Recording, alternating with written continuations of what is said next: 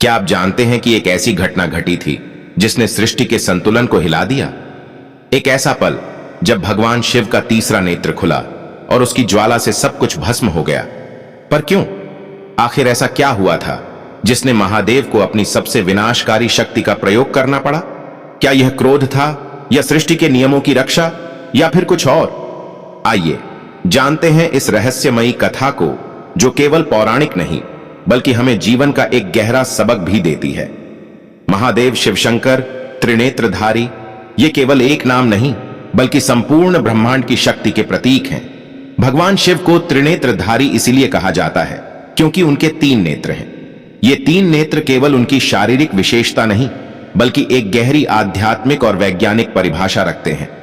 उनका दाहिना नेत्र सूर्य का प्रतीक है, जो सृष्टि में प्रकाश और ऊर्जा का स्रोत है। बायां नेत्र चंद्रमा का प्रतीक है, जो ठंडक और मन को शांत रखने का प्रतिनिधित्व करता है। तीसरा नेत्र, जो उनकी भौहों के बीच स्थित है, ज्ञान, विवेक और विनाश की शक्ति का प्रतीक है। यह नेत्र तभी खुलता है जब ब्रह्मांड में संतुलन बिगड़ने लगता है। पर यह तीसरा नेत्र क्यों और कैसे खुला? इसका उत्तर छुपा है शिव से जुड़ी एक अद्भुत कथा में। तो बात है सृष्टि के आरंभिक काल की, जब ब्रह्मांड संतुलन में था, लेकिन भगवान शिव ने अपनी तपस्या में लीन हो संसार से दूर हिमालय के कैलाश पर्वत पर ध्यान धारण कर लिया था। उसी समय एक समस्या ने जन्म लिया।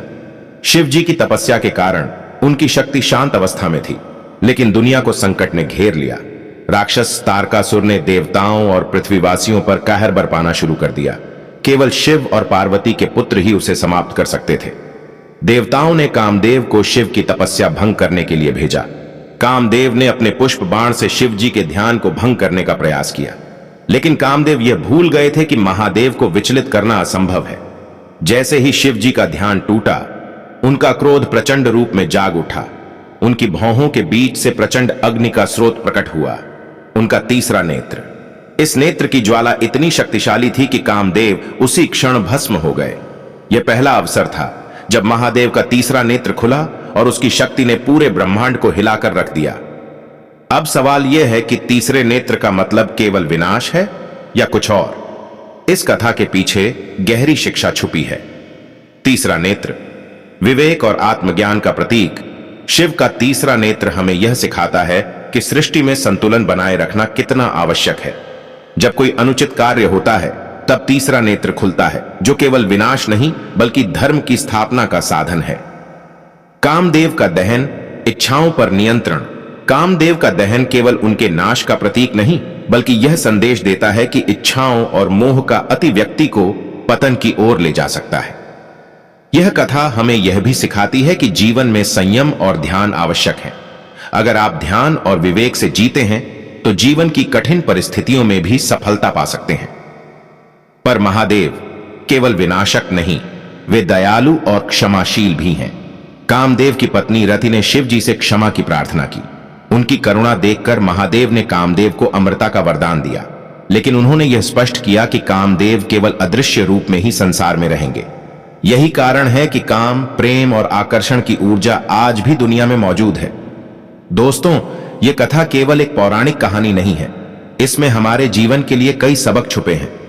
महादेव का ध्यान हमें यह सिखाता है कि मन को शांत और स्थिर रखना कितना आवश्यक है। जब आपका मन स्थिर होता है तो आप बड़ी से बड़ी समस्या का सामना कर सकते हैं।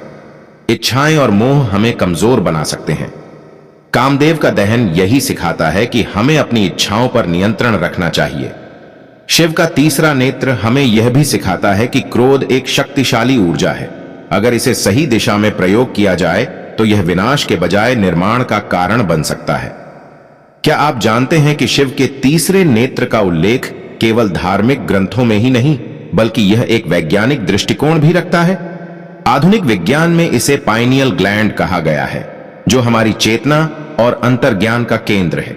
जब यह सक्रिय होता है तो मनुष्य अद्वितीय ज्ञान और शक्ति प्राप्त करता है। महादेव हमें यह सिखाते हैं कि जीवन में संतुलन, संयम और धर्म का पालन सबसे महत्वपूर्ण है। तीसरा नेत्र केवल विनाश का प्रतीक नहीं बल्कि यह सिखाता है कि अगर आप अपने भीतर के विवेक को जागृत करते हैं तो आप किसी भी परिस्थिति का सामना कर सकते हैं। तो दोस्तों, इस कथा से प्रेरणा लें और अपने जीवन में शिव की शिक्षाओं को अपनाएं। अगर यह कहानी आपको पसंद आई हो तो वीडियो को लाइक और शेयर करें और चैनल को सब्सक्राइब करना न भूलें।